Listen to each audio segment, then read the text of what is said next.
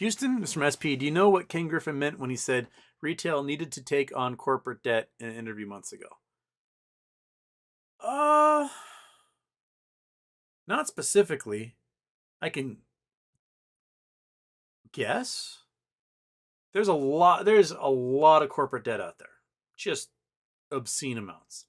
And a lot of it is done in a way for like tax avoidance purposes. So like if you have a company that makes $100 billion in sales a year, huge company, like an Apple or whatever, right? Big company. You can take on like $100 billion in debt. And then rather than get taxed, you pay off debt, and then all that money is tax free.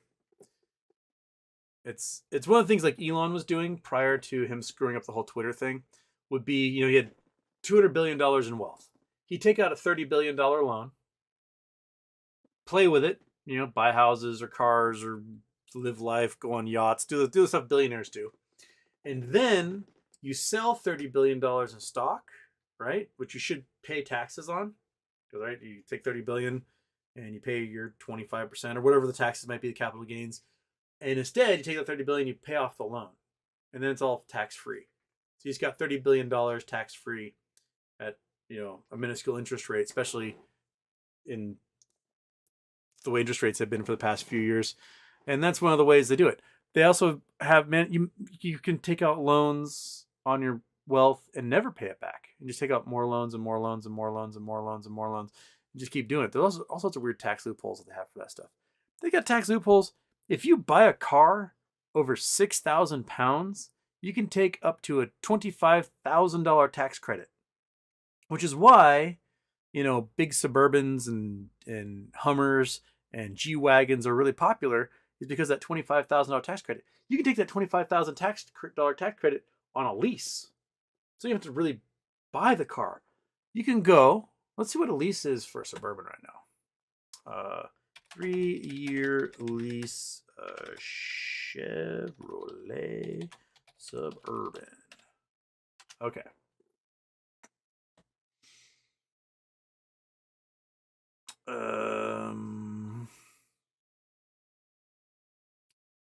Gimme. Okay. So $1,000 a month. All right. So, oops, that was the wrong one. I want that one. I want the Dylan Francis one. Okay. Chevrolet Suburban.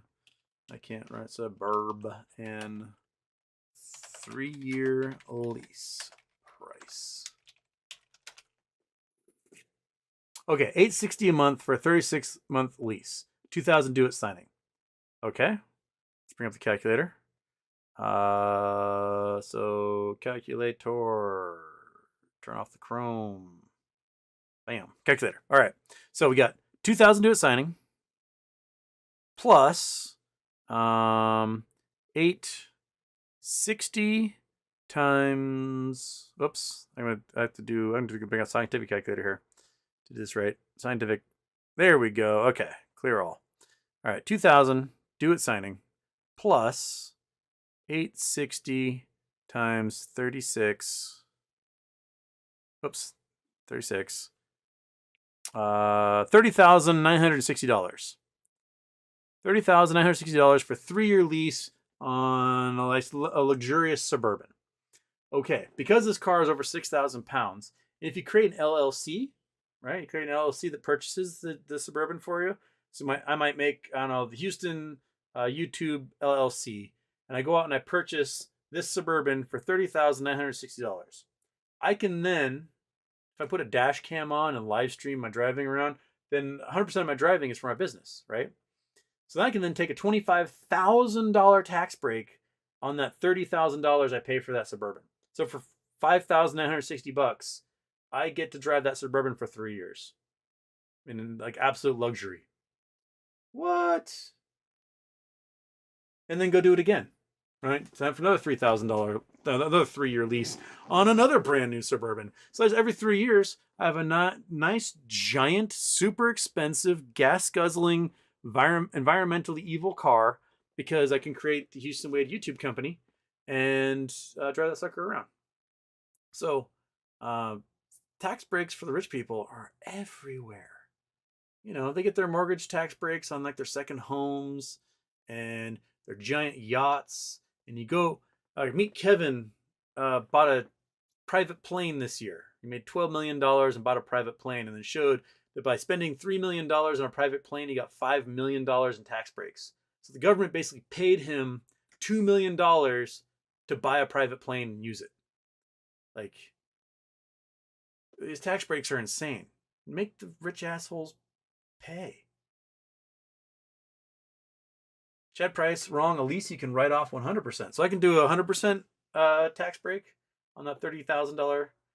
Well, dang, Chad. Why not? Right? Yeah. So,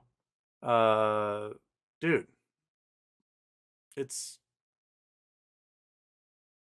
The tax structure is not designed for you and me.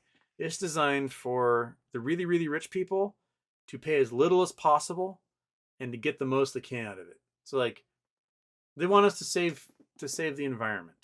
Okay, let's go save the environment. Let's get fuel efficient cars. Let's, limit our vacations. Let's do all these things.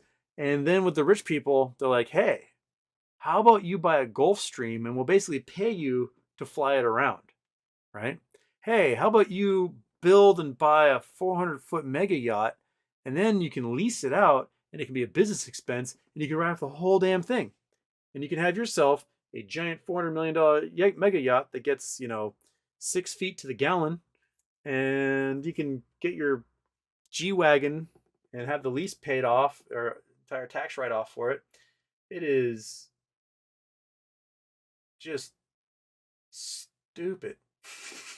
It's a stupid system. It's really dumb. And it was so obviously written by these assholes, and they get the benefit from it. So that's where we are. So anyway, I forget how I got there from Ken Griffin said we need to look at corporate debt. But there's a lot of corporate debt out there that doesn't make any sense, that isn't necessary to the company surviving, but it's all a mechanism for them to get tax breaks. And then there's corporate debt that is the debt spiral stuff, like what AMC got stuck with and Sears got stuck with, which, is completely predatory from guys like Ken Griffin who'd make them do that. But yeah.